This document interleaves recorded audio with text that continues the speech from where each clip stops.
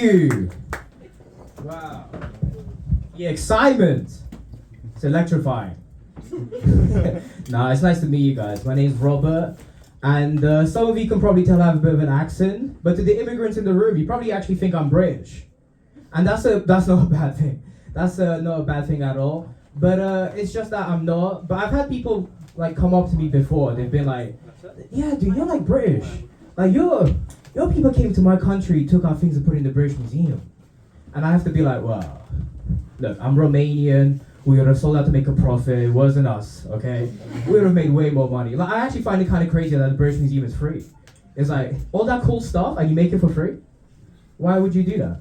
You guys don't fuck with that? That's fine. But I do have a very British job. I'm a Harry Potter tour guide. Wow. Yeah, you guys don't believe that. You're like, why is this stoner on stage? What's happening here? No, I am a Harry Potter tour guide, and I think I run a really good tour. The tours of the filming locations, like here in London, and it's really cool. Like, it really is. The only way I can improve my tour is by actually learning where those locations are. Because currently I take American into random alleyways in London. Because they don't know. They have no idea, you know? They're like, wow, this is like a dingy alley. Is this Nocturne Alley? Yeah. Yeah, this is Nocturne. For the amount you paid, it's anywhere, really. Genuinely. Great tippers. I do love my Americans. But from doing the tours, I've actually met people from all over the world. And that got me interested in linguistics, okay? And I've actually found out that the language you grow up in influences like your personality and behavior. Like, for example, if you grow up in English, you're more likely to be entrepreneurial. If you grow up in Spanish, you're more likely to be like very friendly. And if you're French, that's why they're cunts. I figured that out. It's the language. It goes into that deep part of their brain where they just makes them mean for no reason, you know? But I have you probably can tell I'm not the biggest Harry Potter fan, but I do like movies. I like movies a lot. And that makes me a cinephile, which is it's a tough word to say out loud. You guys are like, a file, what? But it's because people don't really know what a file is. A file means you like something, but pedophiles have claimed liking everything. It's very awkward, you know? Like the other day I was talking to this lady, I'm like, oh, I'm a big Anglophile. And she was like, what?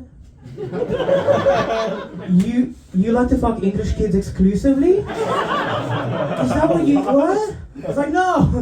I just like, I like Trainspotting and Snatch. Not the vagina, the movie Snatch by that is a cinephile crowd right there. That's what I'm playing to right now. So that's pretty good. But I'm really big on social media, guys. I don't have any followers, I'm just on it all the time. I waste a lot of my life on it. But to me, social media nowadays kind of feels like a party. Like, and at the beginning of a party, what do? You like socialize. You go like, hey, what are you guys into? You'd be like, we're into crypto. It's like, oh, that's nice. What are you into? Oh, we're into working out. What are you guys into? Into cats. Look at my cat. Look at how cute it is. And it's nice and wholesome and cool, But at some point during the party, this weird Swedish guy comes up to you, and he's like, hi, how are you doing? My name's Algo, yeah, Algorithm, nice to meet you.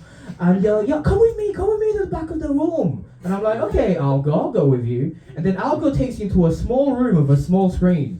Starts showing you weird videos. It's like, oh, look at all this Ukrainian war footage.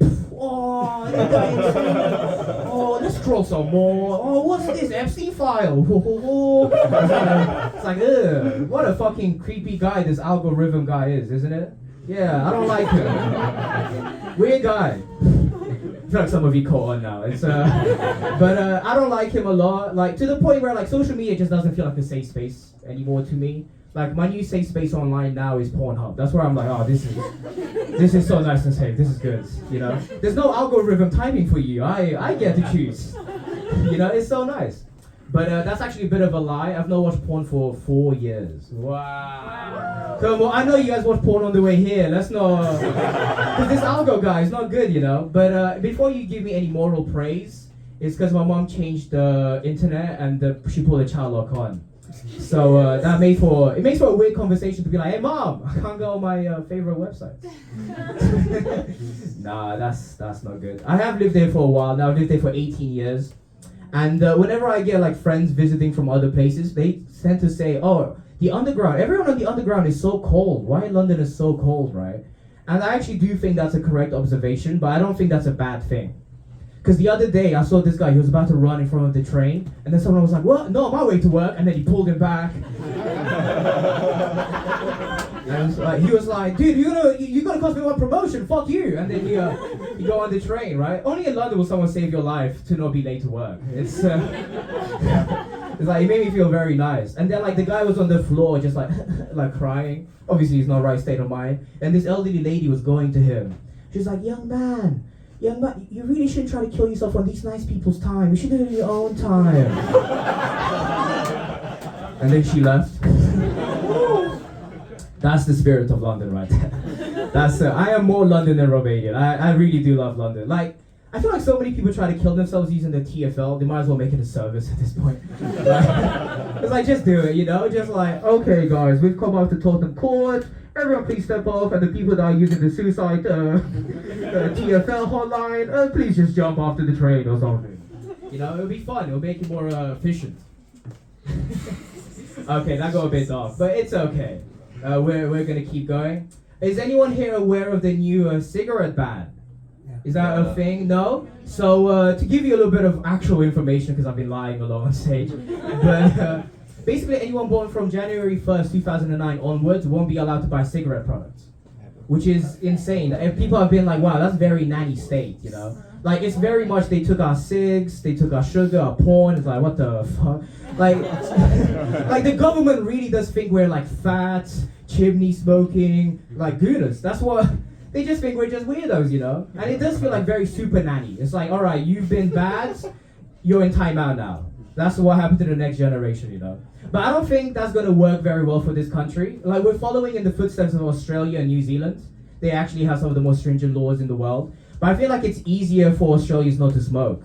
Because, like, Australians are kind of like British people if they were raised by their fun dad. You know, they should have been more receptive, you know? Like, all you have to do to an Australian is be like, "Oh, you can't, that's bad for you," and then slap him in his head.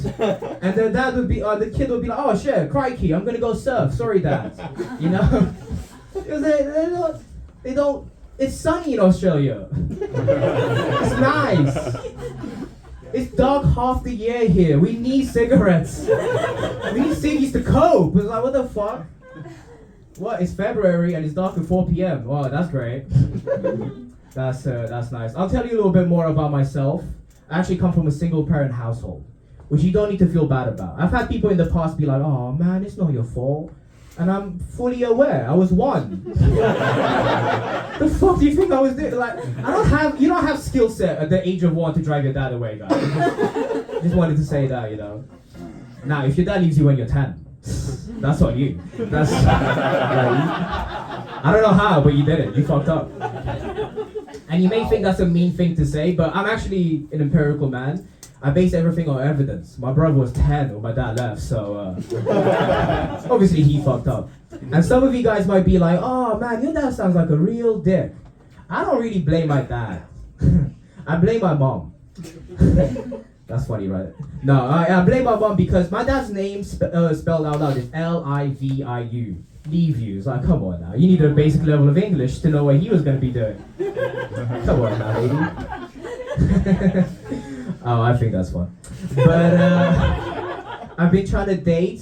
Dating could be a bit tough. I actually live in East London. I live in Dagenham. And for the people who are not aware of Dagenham, it's kind of like Top Boy sort of area. And look at me, I sell mushrooms. You guys are right. I'm the wrong kind of salesman, you know, the wrong kind of drugs.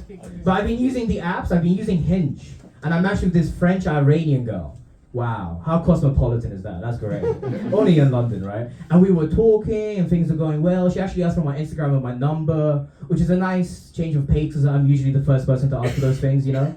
And then she sent me some nudes and I was like, wow, this is nice because I'm usually the first person to do that too. It's like, this is so nice. And one thing about me, guys, is that I have impeccable manners. Like, if you send me nudes, I'll send you nudes right back. I'm very on time when it comes to that stuff, you know. And I went into the bathroom and there was a bit of performance anxiety. I got half erect.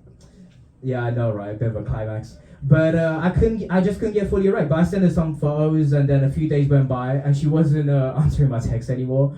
And I was getting worried, but then she started calling me and I was like, oh, thank God. And I go, hi, how are you? And she's like, bravo, I have all of your nudes. You know how French girls have that weird je ne sais quoi? This is a Russian man. It was no je ne sais quoi. He was like, bro, I have all the vineyards. I'm gonna send them to all your friends and family. And I was like, fuck, no, dude, please let me send you a fully erect penis, bro, please. But you'll be happy to know nothing bad happened, guys. So that was my time. Thank you very much.